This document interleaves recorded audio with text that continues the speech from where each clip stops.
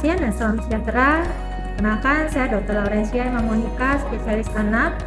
Kali ini saya akan mencoba menjelaskan mengenai gagal ginjal akut progresif atipikal. Per definisi dari gagal ginjal akut itu sendiri yaitu adanya penurunan laju filtrasi ginjal secara tiba-tiba. Hal ini bisa ditandai dengan peningkatan dari kreatinin serum, peningkatan dari blood urea nitrogen, turunnya volume urin, atau tidak kencing sama sekali. Penyebab dari gagal ginjal akut itu sendiri jarang sekali terjadi secara primer. Paling sering terjadi secara sekunder yang disebabkan karena penyakit lain yang melatar belakangi.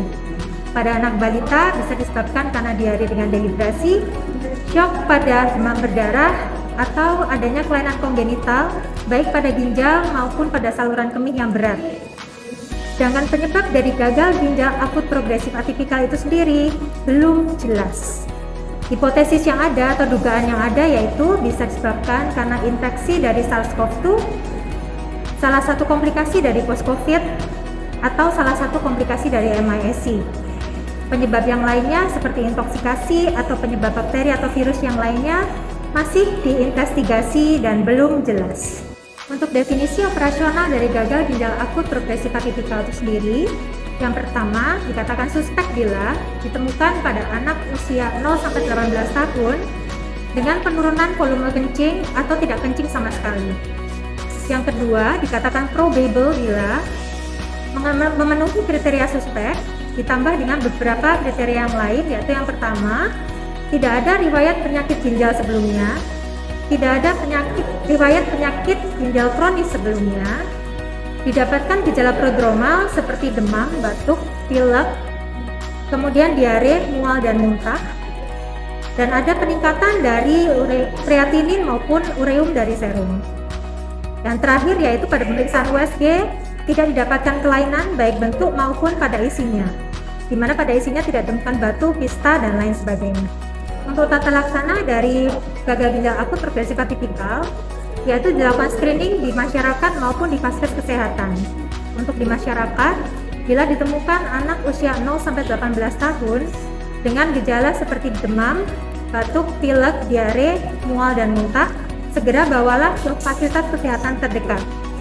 Di fasilitas kesehatan terdekat akan dilakukan evaluasi apakah terjadi penurunan jumlah kencing atau tidak kencing sama sekali.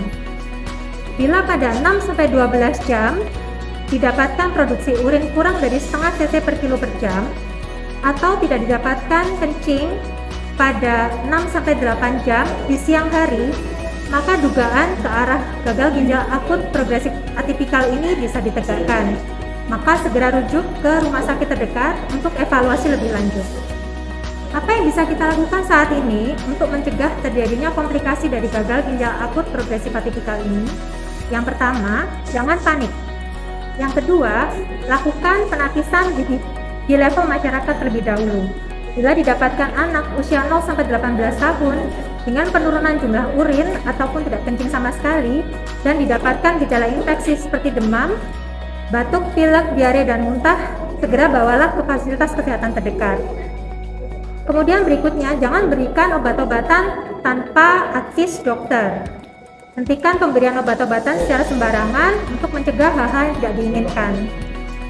Kemudian selanjutnya, lakukan perilaku hidup bersih dan sehat dengan cara cuci tangan sebelum dan setelah makan, hindari berkerumun, dan juga pilihlah makanan-makanan yang sehat.